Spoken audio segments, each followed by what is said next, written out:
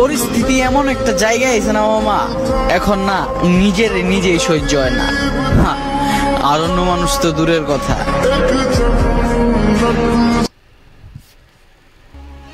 বাঁচতে শেখানো মানুষগুলাই এক সময় মরতে বাধ্য করে।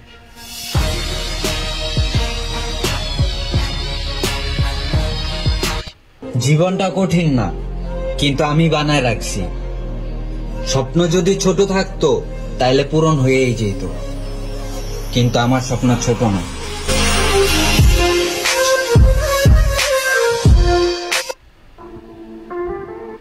অসময়ে নিজেকে নষ্ট করো না, দুঃখও তোমাকে মহৎ করে তুলবে।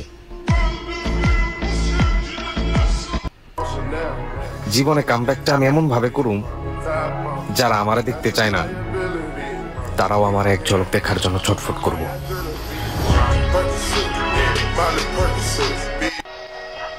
নিজের পতন না দেখলে উন্নতির মূল্য খুঁজে পাবেন না।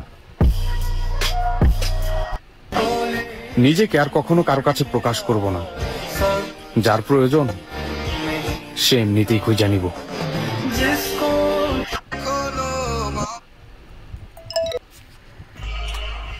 আমার কোনো প্যারা নাই, কারণ আমার গল্পে কোনো রানীই নাই।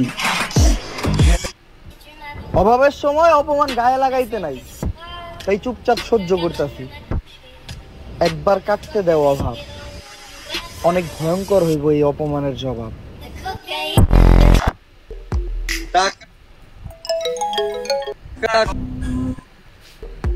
টাকা, ক্ষমতা, রূপ এগুলা তাদের কাছেই মূল্যবান যাদের এগুলা নিজের নাই।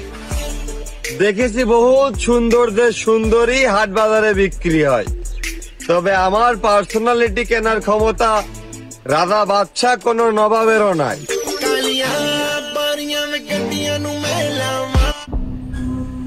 যে যতটুক করছে আমি তারে ততটুকুই দিমু, আর যারা আমার মুখের কথা শুনে নেই শুধু অগোনা, পুরো শহরটারে আমি টাকা দিয়ে কিনা নিমু। জীবনে সফল হইতে হইলে রাগ, অপমান, অপদস্থ লাইফে অনেক জরুরি। আমি যদি কাউর ইজ্জত কইরা থাকি আর ওইটারে যদি কেউ দুর্বলতা মনে করে, তাইলে আসলে সে ভুলের রাজ্যে বাস করে।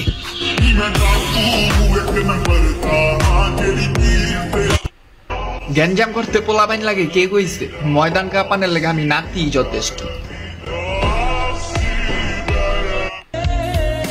কাউকে ভালোবাসাটা অপরাধ নয়, ভালোবাসা প্রকাশ করাটাই অপরাধ। যদি আমার ইচ্ছাটা পূরণ হইতো না, ওই উপর আল্লাহর কসম আমার থেকে বেশি খুশি আর কেউ থাকতো না।